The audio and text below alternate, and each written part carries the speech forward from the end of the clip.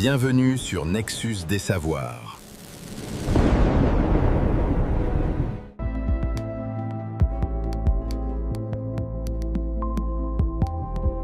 Vous êtes à table avec des amis, le plat arrive, vous riez, vous parlez, et puis imperceptiblement, votre main glisse vers votre poche. Vous sortez votre téléphone, juste une seconde, je vérifie quelque chose. Vous scrollez, 30 secondes, 1 minute, 2 minutes. Quand vous relevez la tête, la conversation a continué sans vous. Vous êtes là, mais vous n'y êtes plus. Ce geste, nous l'avons tous fait, des centaines de fois. Et il révèle quelque chose de profondément troublant. Et nous sommes en train de devenir des voyeurs de l'existence. Non pas au sens moral du terme, mais au sens littéral. Des observateurs compulsifs de vie qui ne sont pas les nôtres, des spectateurs de l'existence d'autrui, au détriment de celle que nous vivons.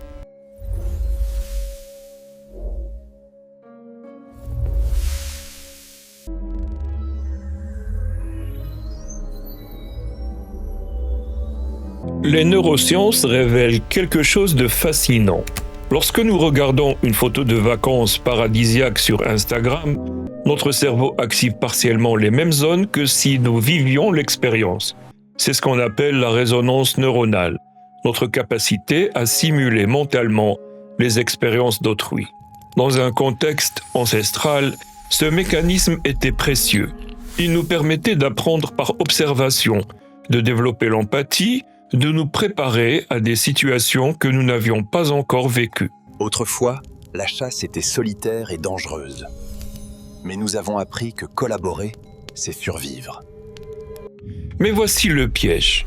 Plus nous activons cette résonance en mode passif, plus nous saturons nos circuits de récompense. Le neuroscientifique Jack Panksepp a montré que le système dopaminergique, celui qui nous pousse à chercher, à explorer, à désirer, peut être détourné par la simple observation. Résultat, nous éprouvons une micro-satisfaction en regardant la vie des autres, suffisamment intense pour nous accrocher, mais insuffisante pour nous nourrir réellement. C'est comme mâcher du chewing-gum quand on a faim, ça occupe, mais ça ne rassasie jamais.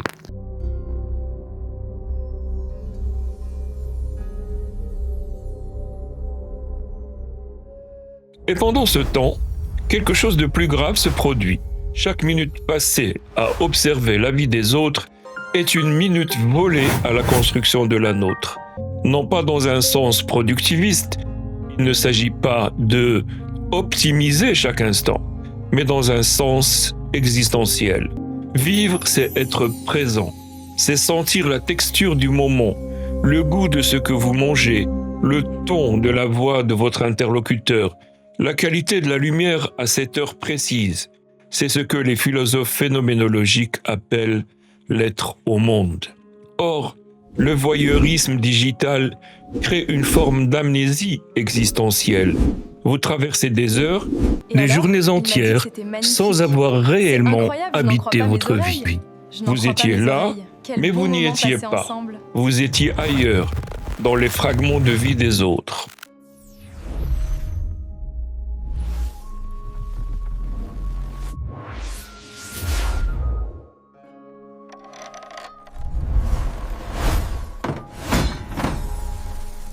Permettez-moi une analogie. Imaginez que vous disposiez d'un budget limité, disons 1 000 € par mois. Si vous dépensez 800 € à regarder les vitrines de magasins de luxe, à admirer ce que les autres possèdent, il ne vous reste plus que 200 € pour construire votre propre vie. L'attention fonctionne exactement ainsi. C'est une ressource limitée. Chaque minute passée sur Instagram est une minute qui n'est pas investie dans votre propre expérience, dans l'approfondissement d'une passion, dans une conversation réelle, dans la contemplation de votre propre existence.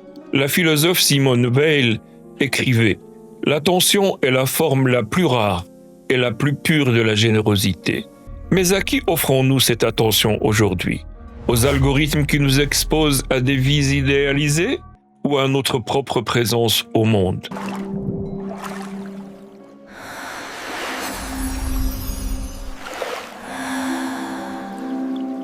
Il y a quelque chose de plus insidieux encore. Le voyeurisme digital crée une forme d'anesthésie émotionnelle.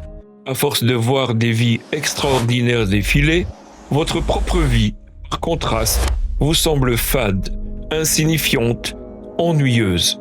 Vous n'êtes pas aux îles Comores, vous n'avez pas créé de start-up, vous ne parlez pas 4 langues. Alors à quoi bon vivre pleinement ce dimanche ordinaire, ce café du matin, cette promenade banale? C'est là que le piège se referme. Non seulement vous ne vivez pas en regardant la vie des autres, mais en plus, cette observation dévalue votre propre expérience. Elle crée une inflation des attentes. Si ce n'est pas extraordinaire, ça ne mérite pas d'être vécu.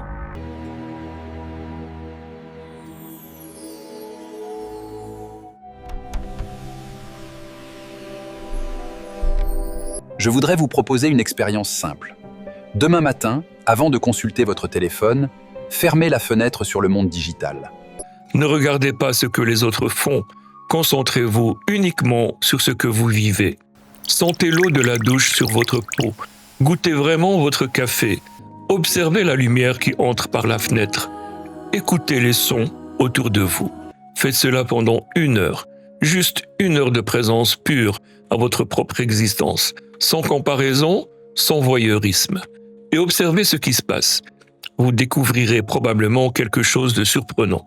Votre vie, lorsqu'elle n'est pas comparée, lorsqu'elle n'est pas évaluée, lorsqu'elle est simplement vécue, a une densité, une saveur, une intensité insoupçonnée.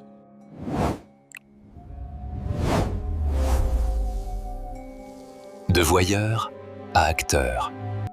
Le philosophe Henri Bergson parlait de 2 modes d'existence.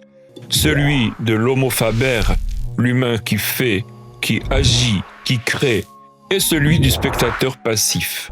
Les réseaux sociaux nous ont transformés en spectateurs. Il est temps de redevenir acteurs, non pas au sens d'une performance pour les autres, mais au sens d'une présence active à notre propre vie. Cela ne signifie pas rejeter toute connexion digitale, mais cela signifie inverser le rapport. Au lieu de passer 90% de votre temps à observer et 10% à vivre, faites l'inverse. La question existentielle. Je vous laisse avec une question. Une question simple, mais d'une importance capitale. Dans 10 ans, de quoi vous souviendrez-vous ? Des centaines d'heures passées à scroller la vie des autres, ou de ces moments où vous étiez pleinement présent à la vôtre. Les souvenirs ne se construisent pas dans l'observation.